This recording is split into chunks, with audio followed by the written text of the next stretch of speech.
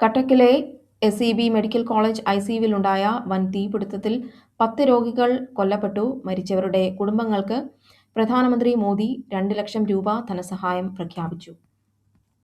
5 സംസ്ഥാനങ്ങളിലെ തിരഞ്ഞെടുപ്പ് തീയതികൾ പ്രഖ്യാപിച്ചു. കേരളം, അസം, പുതുച്ചേരി എന്നിവിടങ്ങളിൽ ഏപ്രിൽ 9-ന് ഒറ്റഘട്ടമായി വോട്ടെടുപ്പ് നടക്കും. തമിഴ്നാട്ടിൽ ഏപ്രിൽ 23-നും പശ്ചിമ ബംഗാളിൽ ഏപ്രിൽ 23, 29 തീയതികളിൽ 2 ഘട്ടങ്ങളായും വോട്ടെടുപ്പ് നടക്കും. തിരഞ്ഞെടുപ്പ് പ്രഖ്യാപനത്തിന് പിന്നാലെ പശ്ചിമ ബംഗാൾ DGPയെയും ചീഫ് സെക്രട്ടറിയെയും തിരഞ്ഞെടുപ്പ് കമ്മീഷൻ മാറ്റി. കേന്ദ്ര തിരഞ്ഞെടുപ്പ് കമ്മീഷന്റെ ഔദ്യോഗിക പ്രഖ്യാപന പ്രകാരം വിജ്ഞാപനം മാർച്ച് 11-ന് പുറപ്പെടുവിച്ചിരുന്നു. നാമനിർദ്ദേശ പത്രിക സമർപ്പിക്കാനുള്ള അവസാന തീയതി മാർച്ച് 20-ആണ്. സൂക്ഷ്മ പരിശോധന നടത്തുന്നത് മാർച്ച് 21-നാണ്. പിൻവലിക്കാനുള്ള തീയതി മാർച്ച് 23-ആണ്.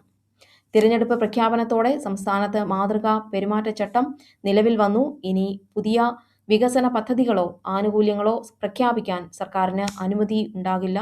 ഇതിനകം പ്രഖ്യാപിച്ച പദ്ധതികളുടെ ഉദ്ഘാടനങ്ങൾക്കും നിയന്ത്രണമുണ്ടാകും.